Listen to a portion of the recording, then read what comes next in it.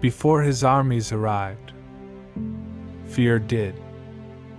Before swords were drawn, cities surrendered. Genghis Khan understood something most leaders never do: fear travels faster than violence. This is not a story about brutality. This is a story about control. About how fear, when used correctly, can conquer more than armies ever could. Part 1: Why fear is stronger than force. Force requires effort. Fear works on its own.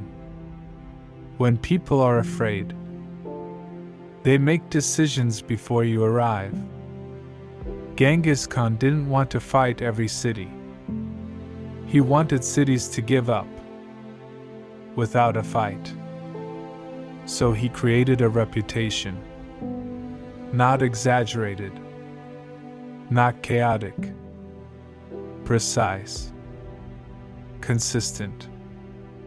If a city surrendered, it survived. If it resisted, it was erased. Fear became predictable.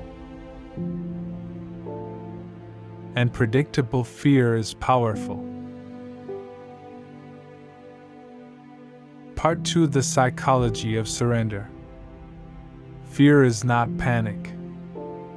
Fear is calculation. Every city facing the Mongols had to ask one question: do we gamble? Or do we survive? Genghis Khan understood human psychology deeply. People fear loss more than they desire victory. He let stories spread, not propaganda. Examples: a city destroyed here, a city spared there. Soon, resistance felt irrational. Surrender became the logical choice. That is how fear wins without a battle. Part 3: Speed, silence, and discipline. Fear only works when it feels unstoppable. The Mongol armies moved faster than anything the world had seen. They appeared suddenly. They disappeared without warning. No drunken soldiers. No disorder. Discipline was absolute.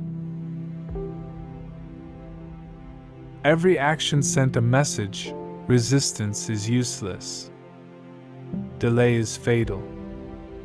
This wasn't chaos. This was psychological warfare. Part 4: Controlling the story. Genghis Khan didn't just conquer land. He conquered narratives. He understood that people fight when they believe in hope. So he destroyed hope first. Messengers were sent ahead. Stories traveled faster than horses. Fear arrived before armies, before weapons, before choices. Once the story was written, the outcome was decided.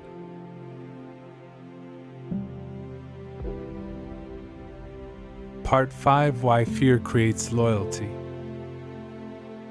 Fear doesn't only control enemies, it controls allies. Genghis Khan rewarded loyalty generously,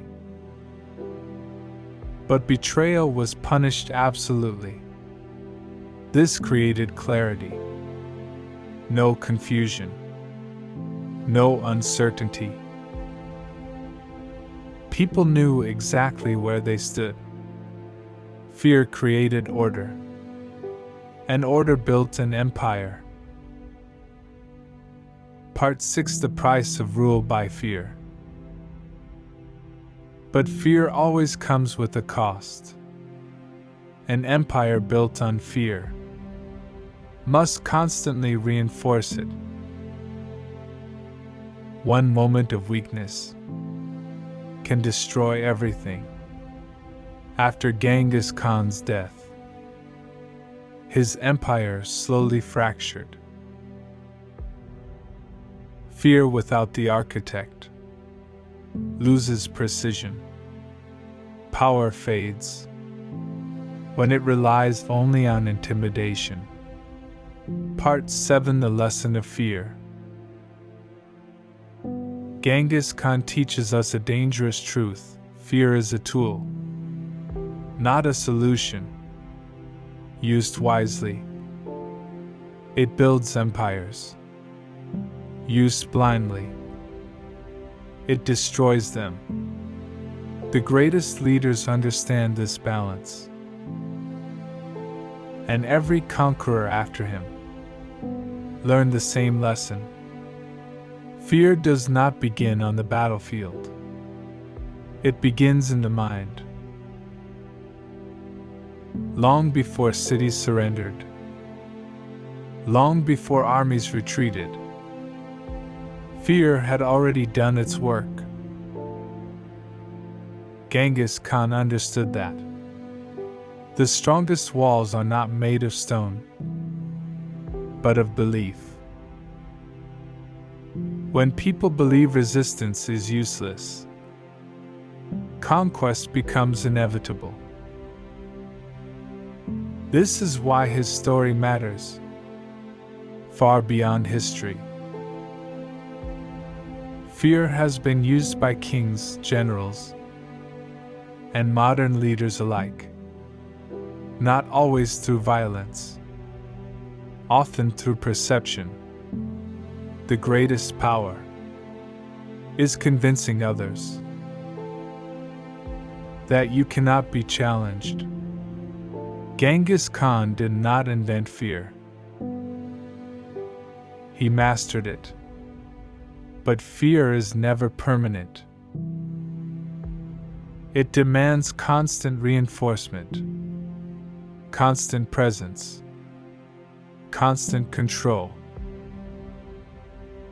The moment fear loses its architect, it turns into chaos. Empires fall, legends fade, and history moves on to the next conqueror, who believes they can control it better. On Born to Conquer, we explore how power is built, not just through strength, but through the human mind. Because every conquest begins before the first battle is ever fought.